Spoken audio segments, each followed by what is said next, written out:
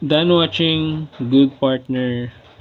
And tama nga yung theory ko na itong K-drama na to, they are intended to tell a story, not to really create a plot or a drama na for ratings lang. Like pwede nilang gawing mas dramatic yung kwento, especially yung story nung cheating affair nung asawa ng bida ni Jang Nara dito.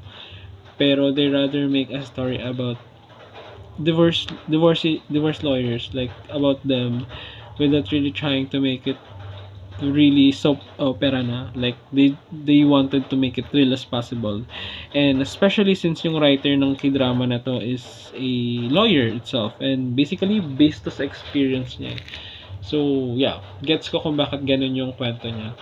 Medyo nakulangan ako sa dulo, like nag-expect pa ako na something new, but I guess ganun talaga siya, ganun nila kayang i-end yung kwento.